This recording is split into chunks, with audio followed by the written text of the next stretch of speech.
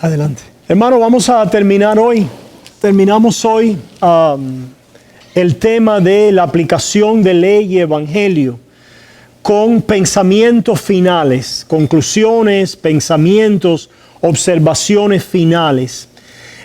Usted tiene ahora recursos ahí una vez más en la internet, en el website, en YouTube, con respecto a este tema de ley y evangelio. Lo hemos tocado de diferentes ángulos, desde el aspecto pactual, desde el aspecto histórico, desde el aspecto espiritual, el aspecto escritural, proclamatorio. Hemos tratado en la mejor manera de nuestras posibilidades de cubrir este tema, que es de tanta relevancia para nuestra iglesia. Si usted tiene alguna pregunta, refiérase allí primero, repase cada una de esas lecciones y esperemos que pueda continuar siendo de crecimiento para su vida. Hoy vamos a traer pensamientos finales, algunos generales y otros más específicos. Y comenzando la semana que viene, comenzamos una serie sobre los atributos de Dios.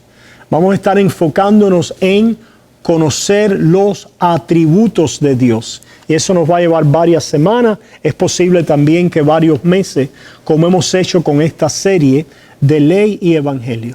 Vengamos entonces a los pensamientos finales de ley y evangelio. Y para esto quiero comenzar leyendo en Lucas 24.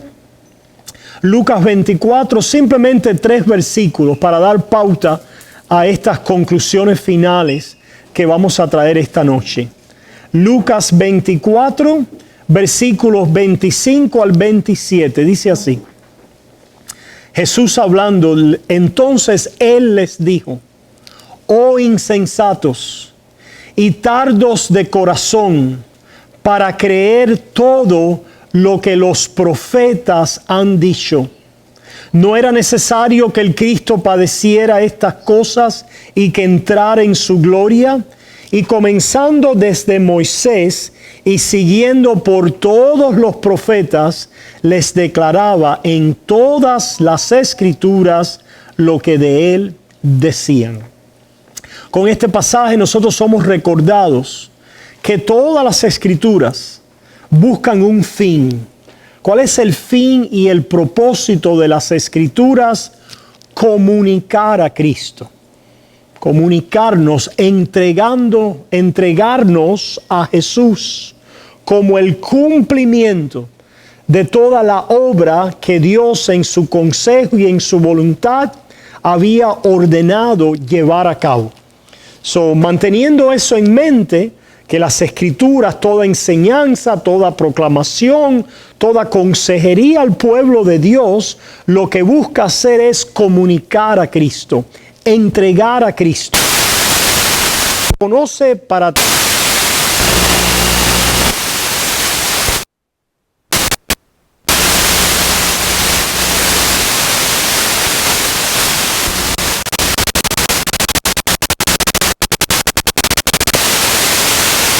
o esencial de las Sagradas Escrituras. Ahora, decimos eso porque hemos acabado de estudiar por muchas semanas que Dios en la Escritura da 2 voces, una voz de ley y una voz de evangelio, o como hemos visto, una voz de mandamiento, de imperativo, y una voz afirmativa, indicativa, que tiene que ver con la gracia de Dios. Una voz que nos ordena, que nos manda hacer algo, y una voz que nos regala, que nos entrega dádivas, regalos en Cristo Jesús. Lo primero que queremos decir a modo de conclusiones finales de toda esta serie, que aunque hemos hablado así de ley y evangelio, y somos llamados a distinguir estas 2 voces, la aplicación de ley y evangelio no es un asunto de una fórmula mecánica o lineal. Y esto pudiera ser una manera en que se descarrila esta enseñanza, en que enfocados tanto en la metodología de que la palabra de Dios viene a nosotros y comunica ley y evangelio, y nos da estas dos voces, estas dos maneras de hablar, de imperativo y de indicativo, pero que esto no debe ser aplicado de una manera formulaica, de una manera lineal o como una receta, sino que esto se da de una manera orgánica en cada pasaje y enseñanza de la Escritura. ¿Qué quiere decir de una manera orgánica? Que nosotros somos llamados a predicar, a presentar y a seguir el pasaje con el que estamos tratando. Y ese pasaje busca comunicar a Cristo y traernos a una unión más profunda y rica en Él. Nosotros mantenemos eso en mente, ¿verdad? Es importante para no simplemente obsesionarnos o sobreenfocarnos en que si ya di el imperativo o ya di el indicativo, o si tengo ahora que dar la ley y después el evangelio, o si que primero es uno y después es otro, o que si no hablé del evangelio o no hablé de la ley como tenía que hablar, ¿verdad? A veces nos podemos enfocar en la metodología de tal manera que se convierte en una receta, en una fórmula, y perdemos el espíritu y el poder, ¿verdad?, de lo que la Escritura busca hacer. La Escritura busca, Dios busca a través de la Escritura comunicar a Jesús, entregar a Jesús, edificarnos en Él. Y ciertamente para esto debemos estar conscientes de que están estas dos voces de ley y de evangelio. Pero no es una fórmula mecánica, no es una receta escrita que tenemos que seguir de una manera lineal y estricta. ¿Ok? Esa es la primera aplicación o pensamiento, conclusión general final que queríamos hacer. La segunda está conectada a esta primera. Y es que aunque nosotros ciertamente debemos discernir ley y evangelio, distinguirlo, poder ver los imperativos y los indicativos y hablar de una manera consistente con lo que vemos en el pasaje, en esta distinción, al final del día es el Espíritu de Dios que aplica la palabra a nosotros, como es la intención de Dios. Es el Espíritu de Dios que va a aplicar ley y evangelio a nosotros, como es la intención de Dios. ¿Qué quiere decir eso?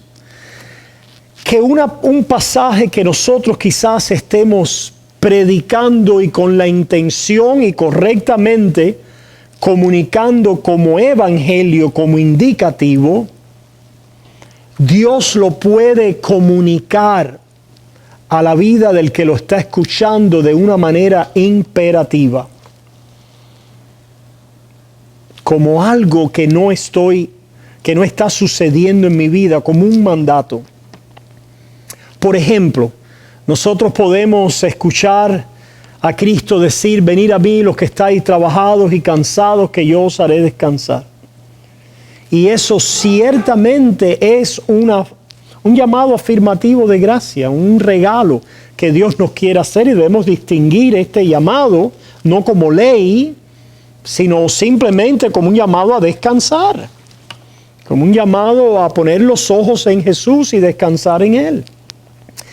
Y el Espíritu coge ese pasaje y nos da convicción de que no lo estoy haciendo. Lo habla a mí como un mandato, como una ley, como un imperativo. Y me dice: no estás descansando en mí. No descansas en mí. No vienes a mí, no pones tus ojos en mí. Y ciertamente esto trae ¿qué? Convicción de pecado. Y no es un pasaje de ley. Y no es un imperativo de ley como decir, vamos a tomar el mandato perdonaos los unos a los otros. ¿Verdad? Que hemos dicho que con el mandamiento, con la ley, ¿verdad? Lo que Dios busca hacer generalmente es ¿qué? Debemos poder afirmar que busca traer convicción de pecado. Poder mostrar nuestro pecado y mostrar lo que debemos hacer y hemos dejado de hacer para llevarnos a Cristo. En el indicativo de qué, de su gracia, de su afirmación, de la identidad de que somos hijos y perdonados en Él. Pero volviendo a la ilustración, Dios puede, a través de la boca de un predicador, de un maestro, de alguien que está discipulando o aún que está aconsejando, dar un pasaje que nosotros diríamos, esto es evangelio, esto es puro indicativo, esto va a tranquilizar la conciencia. Y lo que el Espíritu hace es, en vez de tranquilizarla, inquietarla y traer convicción. Y el Espíritu lo aplica en la forma y en la voz de ley. ¿Entendemos eso? En otras palabras, no eres tú el que estás en control, no eres tú el agente que actúa, tú eres un medio como predicador, como maestro, como enseñador, como discipulador, como consejero, y estás llamado a conocer las herramientas y hacer las distinciones correctas teológicamente y de categorías, como hemos enseñado, pero recuerda que el que aplica su voz a nuestras vidas es el Espíritu Santo. Y on the flip side, como se dice, en la otra manera, también podemos oír un pasaje que nos llama con un imperativo de algo que tenemos que hacer y un mandato tal como perdonaos los unos a los otros. Hemos dicho, ahí está, ese es un imperativo. Dios te llama a hacer algo. ¿Recuerdan la distinción? Por ejemplo, para poner el paquete completo en esa afirmación de Pablo en Efesios, perdonaos unos a otros como Cristo os perdonó. ¿Recuerdan? Como Cristo os perdonó es el indicativo de la gracia. Y decimos, perdonaos unos a otros. Ahora Dios nos llama a hacer algo, nos llama a perdonar, nos llama a obrar. Y decimos que la relación entre ese imperativo e indicativo es que ciertamente el llamado a perdonar nos va a mostrar cómo nosotros fallamos en hacerlo, nos muestra nuestro pecado, nos acusa ciertamente en nuestra falta de perdón aún a nuestros enemigos, pero el indicativo de la gracia nos vuelve a decir, yo os he perdonado, yo os he recibido, ¿verdad? Yo perdono vuestros pecados. Como lo tenemos también en 1 de Juan capítulo 2, si alguno, estas cosas os he escrito para que no pequéis, pero si habéis pecado, abogado tenemos para con Cristo, para con Dios, a Jesucristo el justo. Una vez más, el mandamiento, el imperativo, la ley dice no pequéis, pero el indicativo, la afirmación y el regalo de gracia es que si hemos pecado, tenemos siempre un abogado, tenemos siempre aquel que nos perdona y que nos recibe, ¿verdad? Y esto es lo que nos mueve y nos impulsa a amar, a perdonar, a obrar, etc. En esas dinámicas podemos estar escuchando el llamado a perdonar o a amar y de pronto no sentir convicción de pecado, no sentir culpabilidad, no sentir acusación, sino un soplo dulce y poderoso de movimiento a hacer lo que Dios te está pidiendo que hagas. Y esto es del Espíritu de Dios que te está aplicando ese pasaje, no en el uso de la ley para darte convicción de pecado y para acusar al viejo hombre, la carne en ti, sino ¿para qué? Para empoderarte con la dulzura de lo que ya Él obró por el Evangelio, a hacer algo. Y tú lo recibes no como ley, sino como una extensión de la buena noticia de que ahora yo puedo perdonar, que ahora yo soy una nueva criatura y que tengo una vocación y una obra posible y empoderada del Espíritu a obrar y amar y a perdonar. Y bueno, pero entonces la ley ahí no está dando convicción de pecado, no está acusando, no está matando, como decimos que hace, ciertamente. Pero tenemos que tener cuidado. Y este pensamiento, esta aplicación muy importante de que es el Espíritu de Dios el que aplica la ley y el Evangelio. Él es el agente, Él es el actor, Él es el que hace. No somos nosotros finalmente, por muy, vamos a decir, hábil que seamos con la palabra y entendidos en ella, el que aplica al corazón. Dios por su Espíritu es el que la aplica conforme a la necesidad, a la condición, a la situación de la audiencia, de los que nos escuchan y del corazón de su pueblo. Muy importante, ¿entendemos eso? El Señor es el que lo hace, Él es el que lo aplica. A veces hemos pensado que nosotros somos los que estamos en control de. Vamos a la iglesia simplemente para que se nos dé o la fórmula y principios al éxito, como en muchas iglesias, vamos a decir, de ámbito práctico e inspiracional, y vas y los 5 principios para poder que te vaya mejor en el trabajo, o los 7 principios a poder tener una economía fuerte, etcétera, etcétera. O vas a la iglesia a aprender a distinguir la ley y el evangelio para poder saber qué es ley y qué es evangelio. Mira, esto es ley, esto es evangelio, y entrar en las discusiones con las personas, o nosotros somos los que tenemos. Los dos están en el camino equivocado, porque los dos han venido a la palabra haciéndose maestros, controladores, agentes, actuantes finales sobre ella. Y nosotros estamos debajo de la palabra. Dios es el que actúa en nosotros. Dios es el agente efectivo. Dios es el que está haciendo algo a través de la palabra. Por lo tanto, nuestro instinto pecaminoso y de la carne va a ser a querer usarla, manipularla, aún con la correcta doctrina. Nosotros somos los que tenemos la correcta doctrina. No, porque tú no sabes esto y aquello. Yo soy el que sé, o nuestra iglesia es la que sabe. Hemos visto todos esos instintos en nosotros y esos desvaríos en nosotros a lo largo, ¿verdad?, de nuestro crecimiento y de nuestro proceso. Pues que Dios nos ayude a saber que yo no sé nada excepto lo que hasta donde Dios me ha dejado llegar, y hasta donde Dios me ha dejado llegar lo aplico en la manera en que he aprendido a hacerlo, pero finalmente es Dios el que lo aplica al corazón, a la necesidad, a la situación particular, aún en mi propia vida, aún en mi propia vida.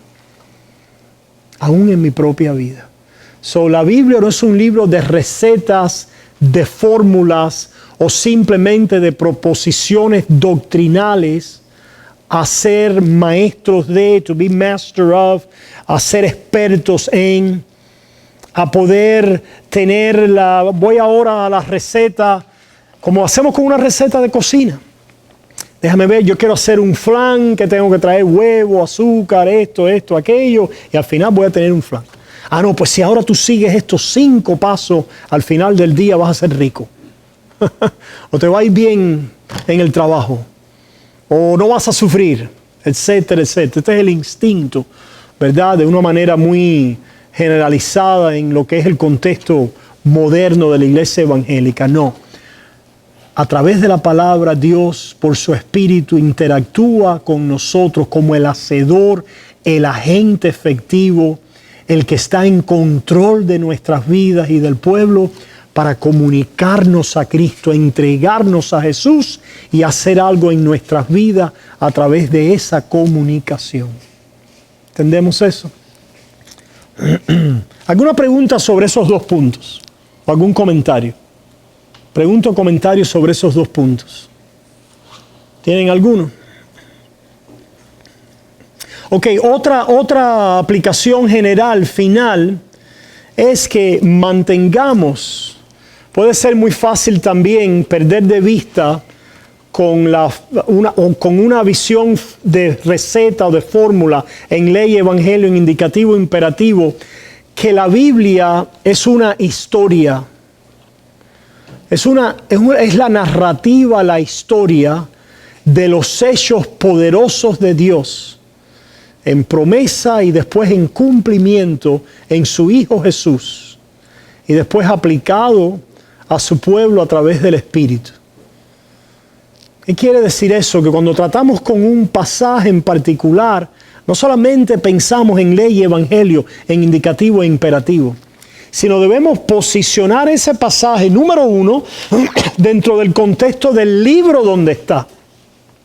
Ciertamente el pasaje va a dictar varias pautas para tratar con algunos asuntos en particulares, como sea el caso, algunas doctrinas específicas, pero la proclamación, la predicación, la enseñanza y la consejería no solo busca el entendimiento de una doctrina en particular o la aplicación de un paso práctico en particular, aunque eso puede estar presente, pero busca comunicar a Cristo a nuestro favor.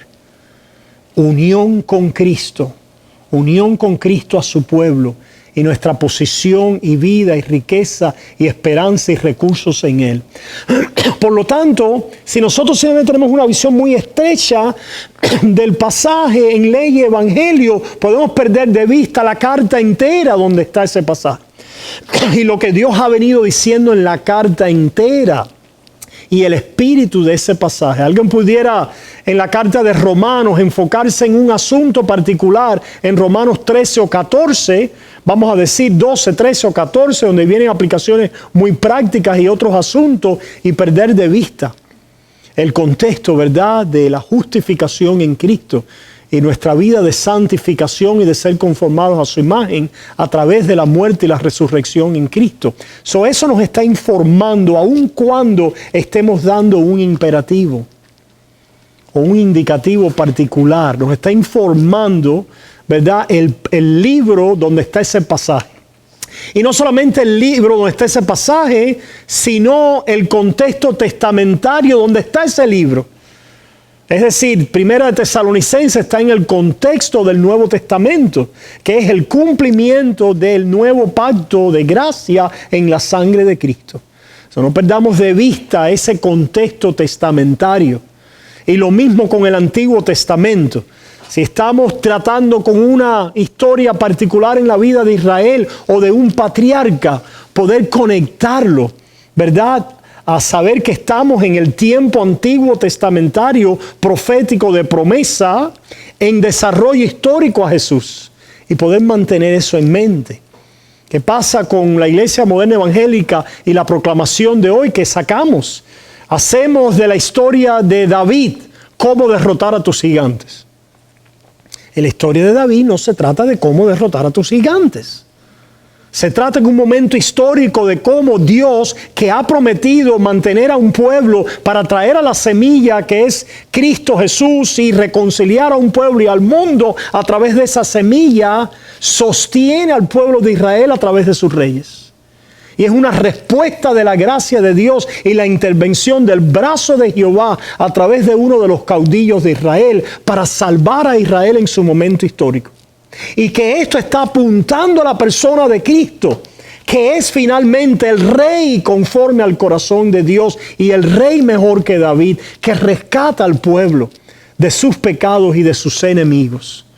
Esa aplicación del pasaje al período en que está viviendo, el período testamentario, el período pactual, como en este caso el rey David, y las promesas al rey David, que finalmente tienen una aplicación final en Cristo Jesús, que es el telos, es el fin, es el objetivo de la Escritura, para comunicarnos. Al final del día, el pasaje no nos quiere comunicar a David,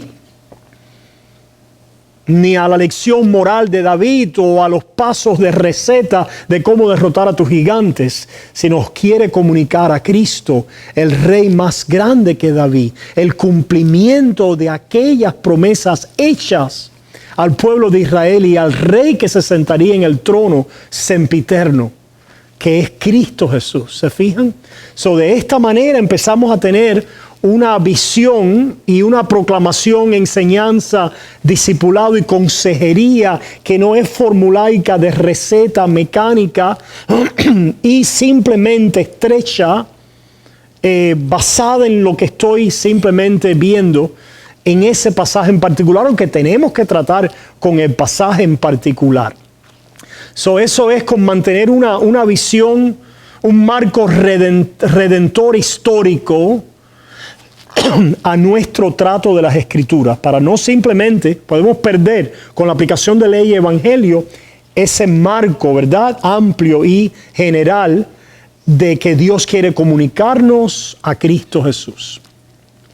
Lo mismo se aplica también, esta otra tiene que ver con esta conclusión, que podamos discernir y trabajar dentro del contexto histórico y el género literario donde estamos, ¿verdad? Por ejemplo, mencionamos hace varios domingos el libro Cantar de los Cantares, cómo es una poesía de amor. Tratamos con un libro de poesía con las características del género de poesía en la Escritura.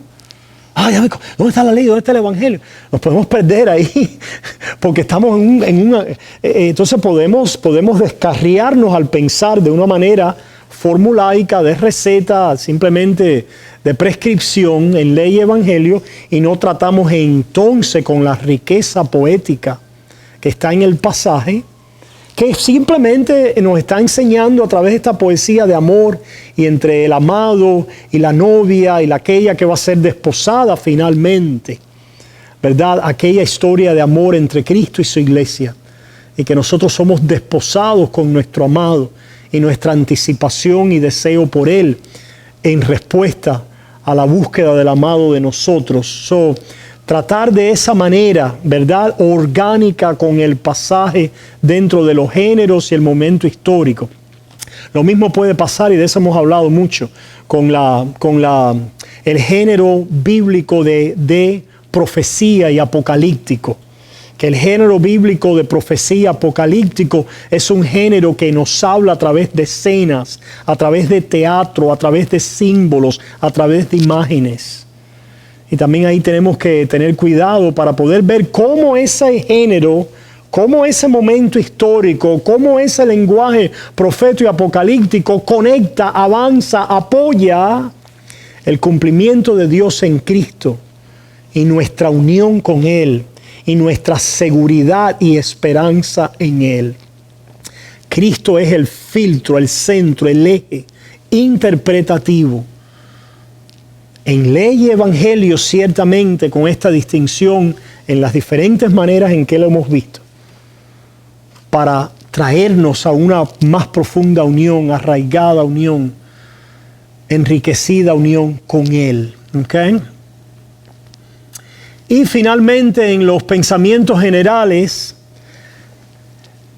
trae y conecta y aplica las historias, las doctrinas, los principios al momento existencial de ahora, contigo. En otras palabras, como decíamos la semana pasada, esto es ley para ti, mandato para ti o evangelio para ti, buenas noticias para ti. Lo podemos dejar a veces en el sentido abstracto de la historia. Eso fue para ellos.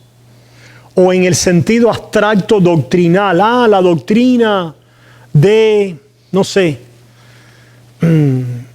la doctrina de Dios. Ahora vamos a hablar de los atributos de Dios en las próximas semanas y meses, ¿verdad? Y es un reto poder conectarlo. Ciertamente tenemos que hablar y enseñar la doctrina, pero esto tiene una relación en revelación a nosotros, a mi momento, a mi yo, a la vida del creyente. Hace esa conexión, no lo dejes simplemente en la historia, en la narrativa, en el principio o en la doctrina, sino tráelo a aquella referencia que decíamos, ley para ti y evangelio para ti. Esto es para ti ahora. ¿Ok? ¿Alguna pregunta sobre estos pensamientos generales finales? ¿Alguna pregunta? Y quiero hacer algunos específicos y terminar ahí.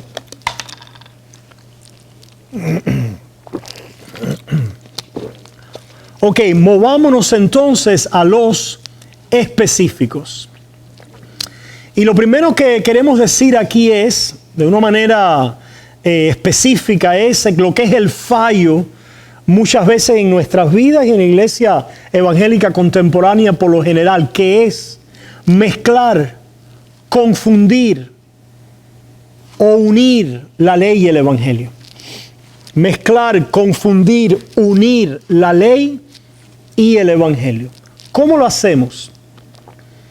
De una manera pactual, mezclar los pactos y no poder hacer una distinción entre ellos. Es importante que mantengamos en claro lo que es el pacto de obras y la distinción del pacto de gracia. Es importante que mantengamos en claro lo que es el pacto mosaico, ¿verdad?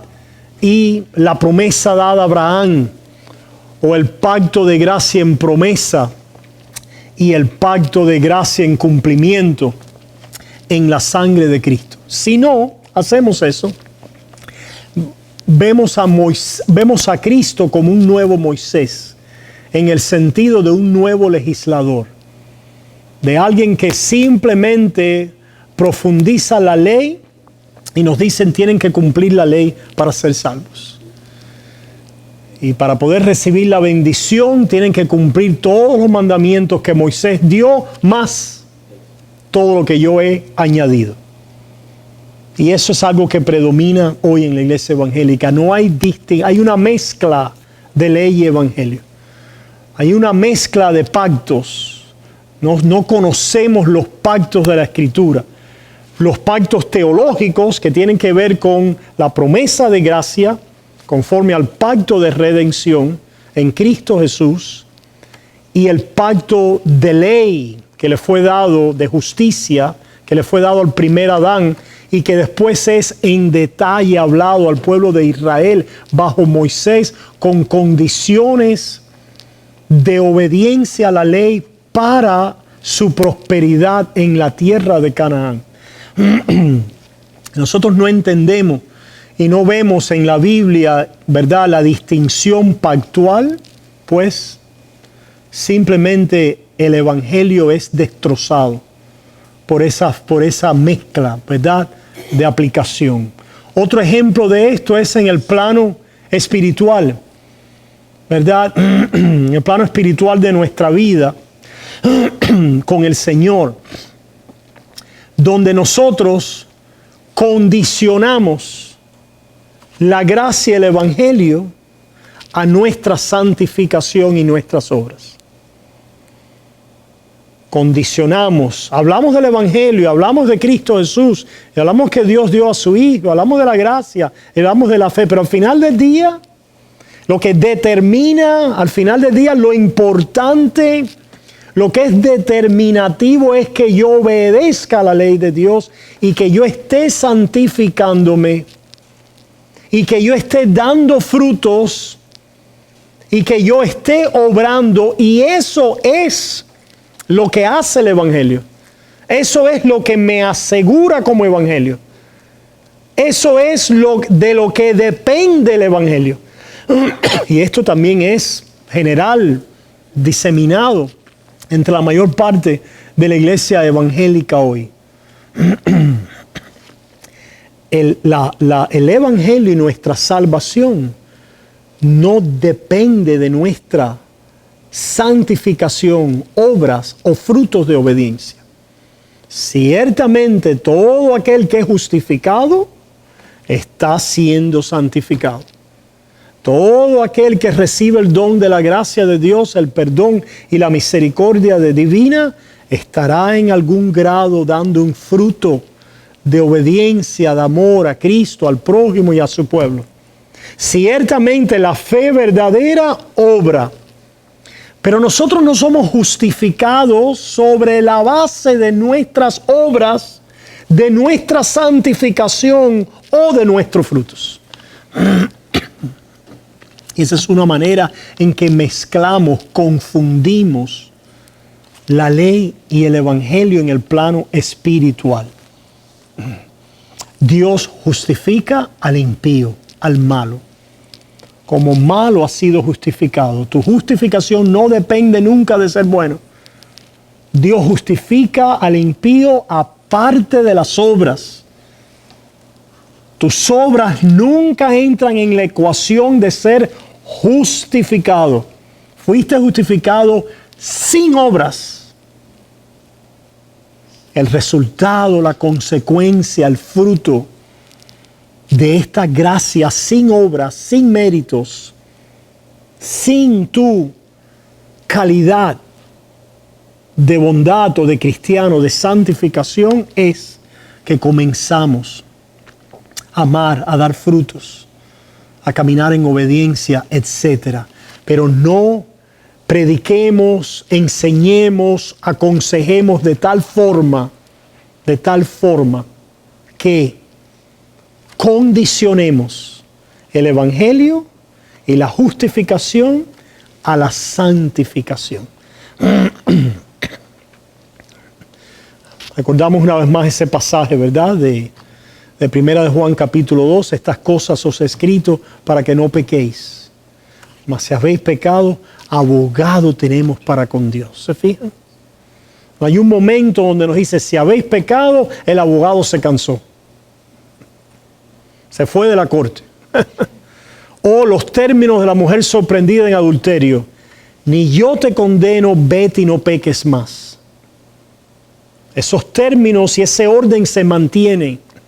Cuando venimos a Cristo confesando nuestros pecados, en arrepentimiento y fe, el Señor siempre dice, ni yo te condeno.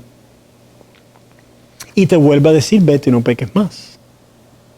Nunca llega el momento que el Señor te dice, hey, espérate, yo no te condeno hasta que dejes de pecar. Sería invertir los términos. Hacer el perdón y la gracia dependiente de la ley o del abandonar el pecado o del dejar de pecar. ¿Se fijan? Y esto es contraintuitivo a lo natural, porque no es natural. Porque el evangelio no es natural. Lo que es natural a nosotros es la ley, el principio de ley. ¿Por qué? Porque es el principio elemental primero del universo, el pacto de obras. ¿Por qué? Porque ciertamente el mundo es un universo moral y de justicia conforme al carácter de Dios. Ciertamente. Y número 3, porque Dios va a vindicar esa justicia para salvarnos. En otras palabras, nosotros tenemos ese instinto de que para que las cosas estén bien, tiene que haber la vindicación, la satisfacción en el plano moral, en el plano judicial, en el plano legal. Lo que no entiende y no atina a ser el ser humano por naturaleza, porque es del Espíritu, es a dejar que Cristo lo haga a nuestro favor. Es a dejárselo a Jesús. Que Cristo vindique la ley, que Cristo obedezca a nuestro favor, que Cristo cumpla todo lo que es conforme al carácter moral, que Cristo obre el cumplimiento de la ley, porque lo único que yo puedo traer delante de Él es mi pecado, mi maldad, mis faltas, mis carencias, mi necesidad. Y necesito vivir por un perdón y una aceptación en Cristo Jesús sin referencia a mi pecado, a mi condición, a mi moralidad, sino siendo esta cubierta en Cristo Jesús. De ahí el indicativo de la gracia. De ahí la afirmación de gracia, de regalo, de dádiva para el pecador en Cristo Jesús. Por eso es que escuchamos en la aplicación de esto a una iglesia que estaba en pecado y a personas en esta iglesia, estos eran ustedes.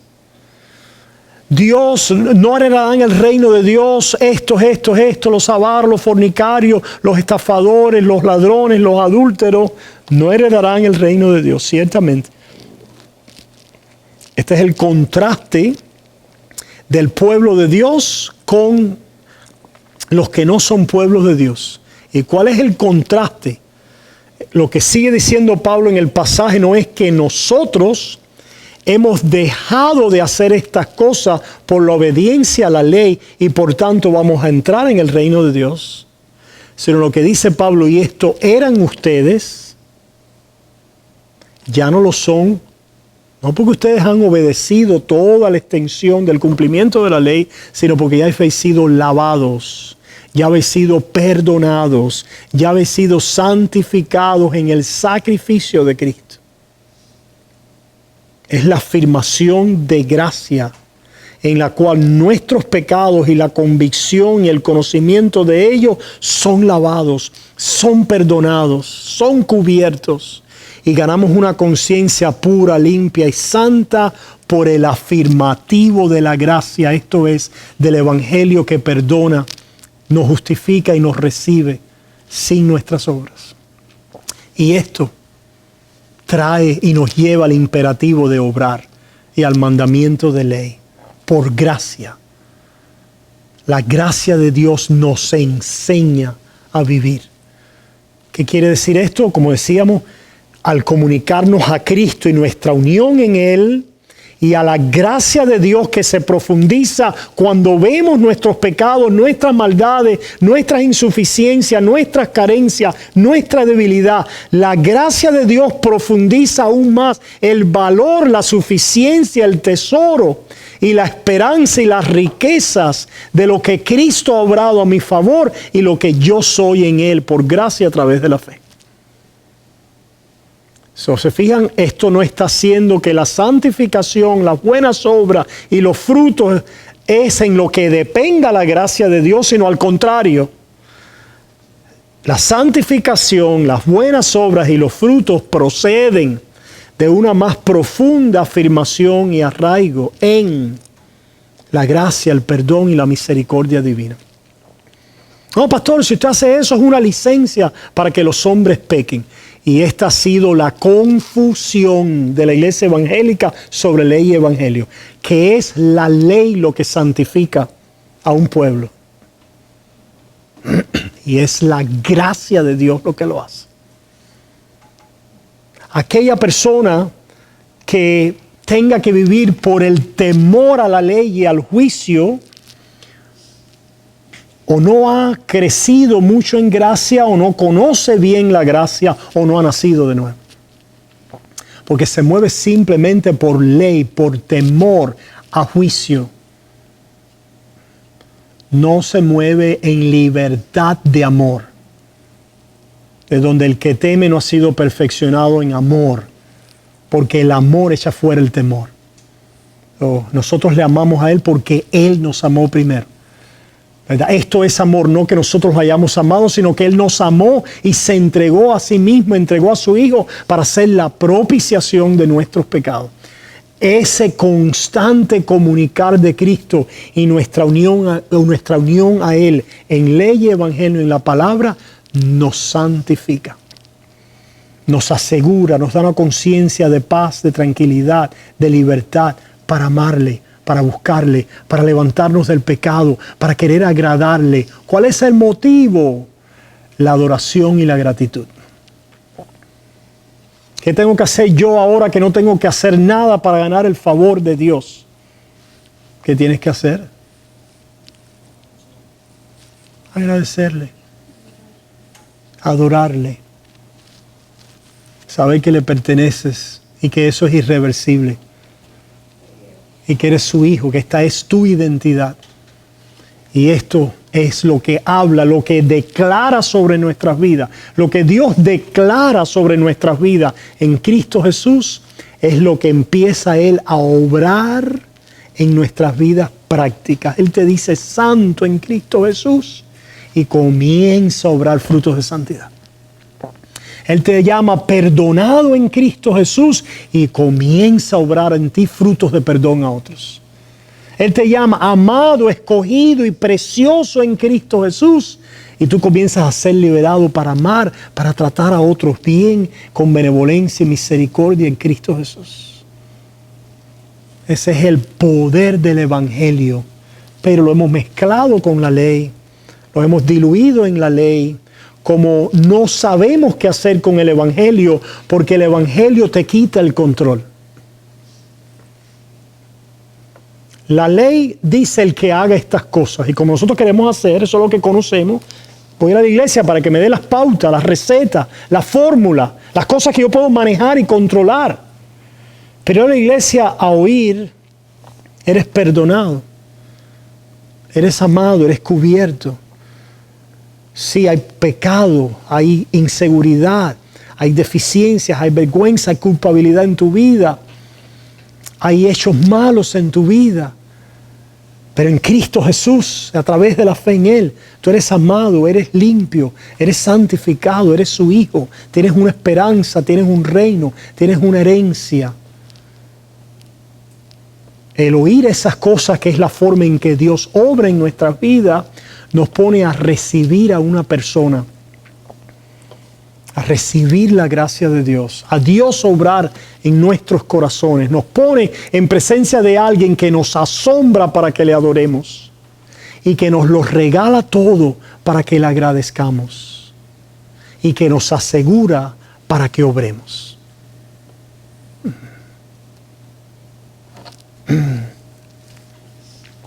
Por lo tanto, hermanos, una vez más, no hagáis al Evangelio dependiente de la santificación.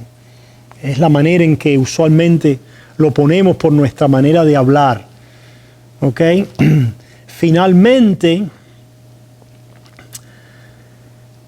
apunta a los pecadores a Cristo en el Evangelio y los sacramentos para su seguridad, no a sus obras, emociones, sentimientos y experiencias.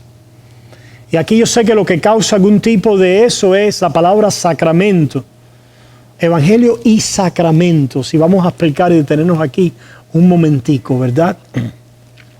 Fíjense cómo todo está conectado. Como nosotros venimos de un trasfondo de una iglesia moderna evangélica, que pone al hombre como agente, como factor decisivo, como el que obra. La Biblia es una serie de principios, mandatos y recetas a seguir. Y si tú las sigues y las obedeces, eres salvo, vienes a prosperidad, vienes a salvación, vienes a sanidad. ¿Verdad? Como nosotros se nos ha predicado y enseñado la Biblia de esa manera, pues el bautismo y la Santa Cena es algo más que nosotros hacemos. Es otro mandamiento a cumplir para que Dios me bendiga o para yo poder hacer algo conforme a los principios correctos de la bendición de Dios. Para yo poder ganar seguridad, para yo poder hacer algo que aumente mi estatura espiritual, tengo que cumplir los pasos, tengo que llenar los requisitos. ¿Se fijan? Estamos dependiendo para seguridad de lo que hacemos en el plano espiritual religioso y dependiendo también, no solo de lo que hacemos tiene que ver con mi persona, con lo que yo hago, con lo que sale de mi haber. Por lo tanto, lo que hacemos va mano a mano con cómo nos sentimos. Ponemos nuestra salvación no solo en dependencia de lo que hacemos, sino en dependencia de cómo nos sentimos, de nuestras emociones, de nuestras experiencias. De ahí que una gran parte de la iglesia evangélica, por un lado, la iglesia evangélica fundamentalista, todo es ordenanza, mandamientos, sí, el evangelio, pero todo es ahora hacer y hacer. Y por otro lado, la iglesia pentecostal carismática, sí es hacer, pero es hacer en el sentido de poder buscar las señales, la experiencia, es el sentir, es lo que esté pasando en ti y a través de ti, tus emociones y las señales y los milagros, etc. Ambos están descarrilados. ¿Dónde es que está la seguridad y cómo es que Dios nos ha dado su evangelio y los sacramentos para nuestra seguridad? Y es que los sacramentos, esto es el bautismo y la cena del Señor, que es pan y vino, son señales físicas de lo que Dios proclama en el Evangelio. Lo que Dios proclama en el Evangelio es unión a la muerte y a la resurrección de Cristo. Y el bautismo es la señal física de esta realidad. Es Dios dándole al pueblo un elemento físico para unirlo a su palabra de evangelio y de esa manera asegurar, confirmar, fortalecer, hacer Él algo en nuestras vidas. ¿Cómo es que lo hemos visto? Que nosotros hacemos algo para Dios. Tú no le añades nada, ni le quitas nada a Dios con bautizarte, ni con comer la cena, ni ganas más o menos su favor. Dios te ha dado el bautismo para hacer algo en tu vida. Dios ha dado una señal. ¿Y por qué una señal? Porque ciertamente nosotros somos débiles. Somos débiles. ¿Y qué buscamos? Señales. Porque la idea simplemente doctrinal, a veces del Evangelio, y lo que tenemos en nuestra mente se nos escapa y nos asaltan 1001 preguntas o cuestionamientos. Y el Señor nos ha dejado señales, esto es, sacramentos o símbolos. Son mandatos de Él, no dejan de ser mandatos u ordenanza, pero también son señales. ¿Qué quiere decir la palabra sacramento? Señal o símbolo. ¿Qué quiere decir? Dada nuestra debilidad, el Señor no solamente nos da la palabra del Evangelio, que somos limpios a través de la unión a su muerte y a su resurrección, como dice Pablo en Romanos capítulo 6, sino nos da agua en nuestro cuerpo. Y nos dice, esta agua comunica, representa, te habla de tu unión a mí, de cómo yo por el Espíritu Santo te he unido a la muerte y a la resurrección de Cristo. Y así te he lavado, así como el agua limpia y lava externamente. El bautismo por agua no limpia pecados, no salva. Pero el bautismo por agua unido a la palabra de Dios comunica, afirma y fortalece en la señal nuestra fe. Nuestra fe. Dios nos ha dado señales, pero señales que están atadas al Evangelio, esto es, a la persona y a la obra de Jesús. No señales que están atadas a lo subjetivo de la vida y las circunstancias de la vida. La señal en la que Dios te quiera anclar es la señal de la persona y la obra de Jesús. Esto es su muerte y su resurrección. Y para que constantemente estés apegado a ella, no a tus obras, no a tu experiencia, no a tus sentimientos, en adición a la palabra del Evangelio, te da agua. ¿Qué queremos? Queremos sentir, queremos experimentar, queremos vivir. Ok, siente el agua, vive el agua, experimenta el agua junto a la palabra del Evangelio. Esa es la señal de Dios para ti, para asegurarte en ella. O el sacramento, la señal física que comunica una realidad espiritual. Vayamos a la mesa del Señor. En el bautismo tenemos diferentes pasajes, Romanos 6, ¿verdad? Que hemos sido, aquellos que hemos sido, estamos en Cristo, hemos sido bautizados en su muerte. En la misma manera en que hemos sido bautizados en su muerte, esto es, unido a su muerte, lo seremos en la semejanza de su resurrección. También tenemos allá en 1 de Pedro 3, 17, 18, el bautismo que salva ahora, es el cumplimiento del tipo. Y entonces Pedro habla de cómo Dios salvó a la familia de Noé en el arca. Salvó a la familia de Noé en el arca. Y dice, el tipo, el cumplimiento de aquel tipo que corresponde ahora a nuestra salvación es el bautismo, que es la respuesta de una buena conciencia delante de Dios, limpia delante de Dios a través de la resurrección de Cristo. Que está haciendo Dios con el bautismo, nos está comunicando con su palabra la salvación de la limpieza y la liberación de juicio,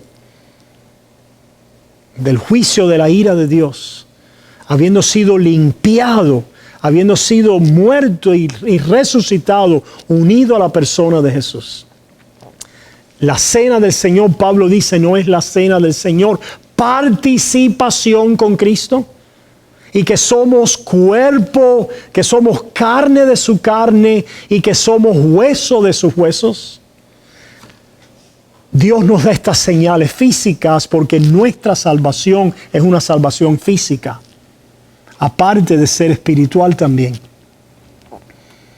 Y tenemos una adoración muy física y tangible en sacramentos, en palabra y en sacramentos. El problema de la iglesia evangélica es que no está contenta con lo que Dios ha hablado y quiere salirse de la Escritura a sus señales, a sus sentimientos, a sus experiencias, a un plano espiritual, ¿verdad? Que nos saque, quizás porque la vida es tan dura y queremos escapar de la carne, de la materia, del mundo, pero eso no es lo que quiere hacer el Señor.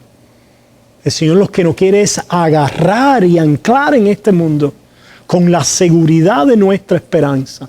¿Y cuál es la seguridad de nuestra esperanza? Que somos carne de su carne y hueso de su hueso. Y que el Señor, su sangre y su cuerpo, el Dios que es espíritu, se encarnó, tomó carne, se hizo materia, tomó materia para salvar a aquellos que somos espíritu y materia. Y para restaurarnos corporalmente en la resurrección, igual a la resurrección en carne de Cristo Jesús. Por lo tanto, ¿cómo te aseguras? ¿Qué te alimenta? ¿Cuál es la señal física que sientes, que puedes con tu carne palpar y tocar en esperanza, unido a la única señal que te asegura? Pan y vino. Pan y vino. Come el pan, esto es el cuerpo de Cristo. Y ahí el Señor está haciéndote partícipe de la persona y la obra de Jesús en unión a Él. Una señal física de la realidad que es a través de su vida encarnada y su cuerpo roto por ti que tú vives. Vives en su carne y en su cuerpo roto y en su sangre entregada por tu perdón. Todas las veces que hacer esto, todas las veces que bebieres, que lo hicieres en memoria de mí. Es una memoria participativa, no es una memoria simplemente para marcar otra barrita de lo que hacemos para Dios. Es una memoria en la cual Dios hace algo por nosotros, fortalece nuestra fe. Te puedo tener 1001 preguntas.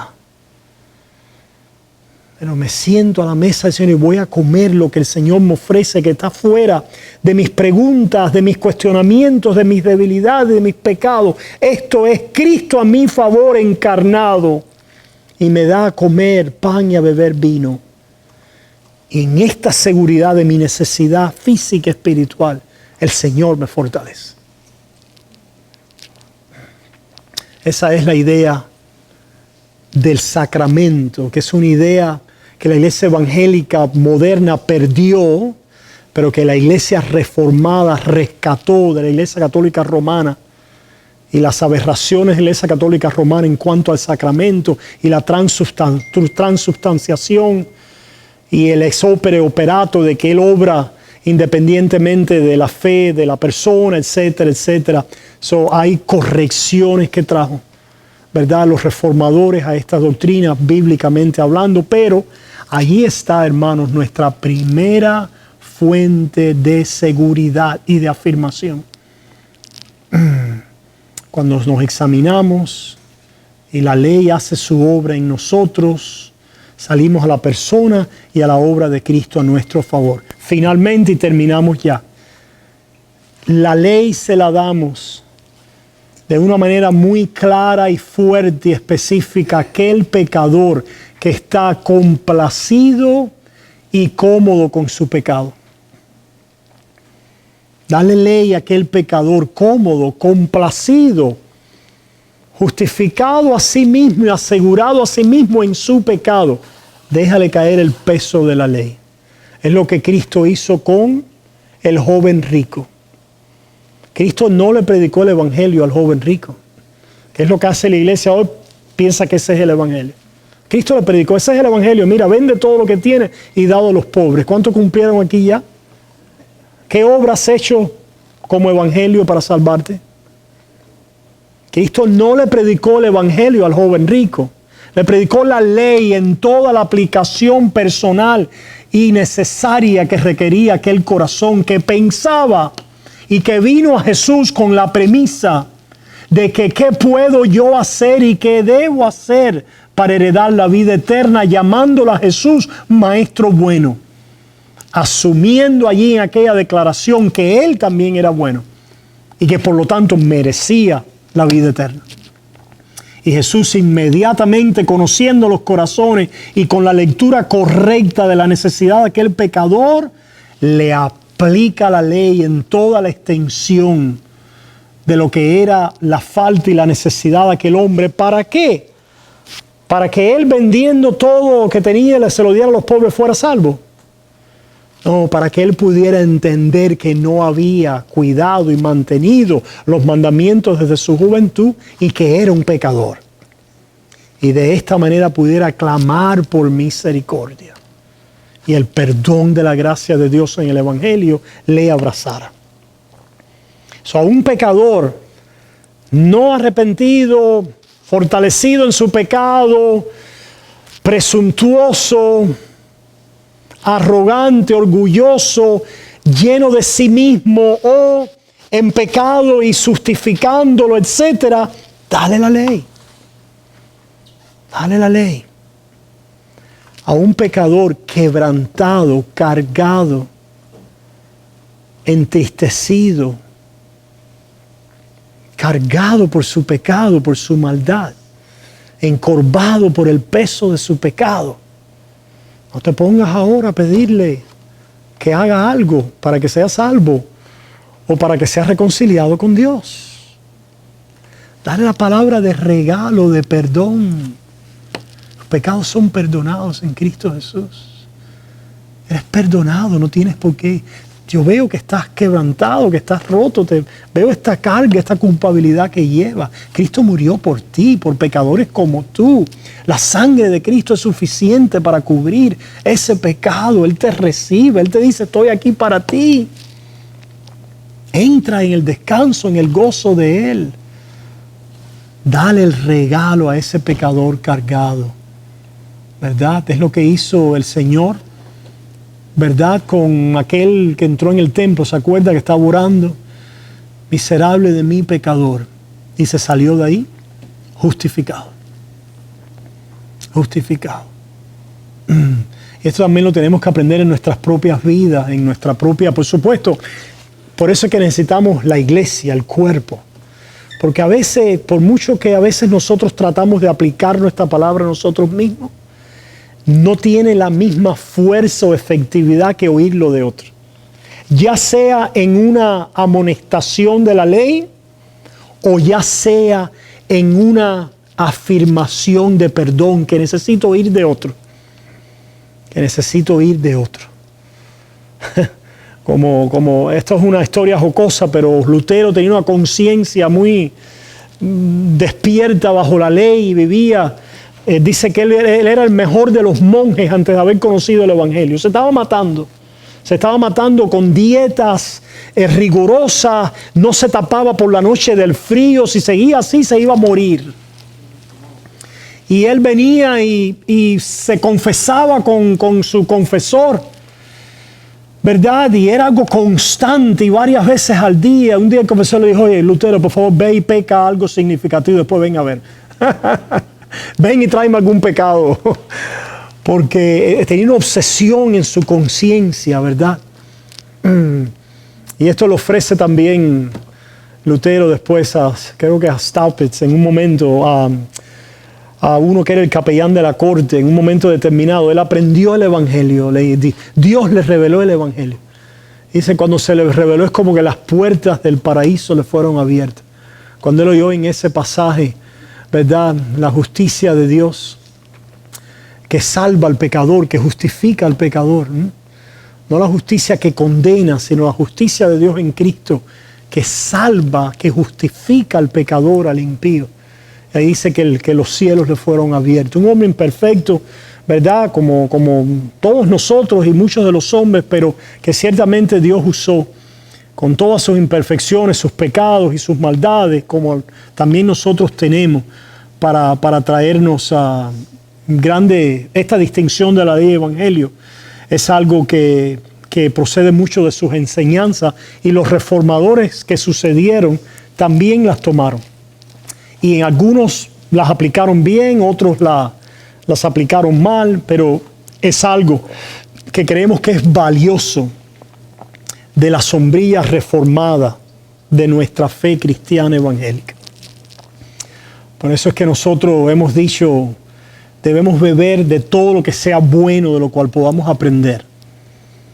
Y así no simplemente tenemos una mentalidad de fortaleza, porque somos simplemente bautistas reformados y solamente miramos a la confesión bautista y a las interpretaciones. No, si Lutero dijo algo bueno conforme al Evangelio, lo escuchamos y lo recibimos. Y lo que sea malo lo echamos a un lado. Si Calvino dijo algo bueno y valioso, y dijo mucho bueno y valioso, lo tomamos y lo recibimos.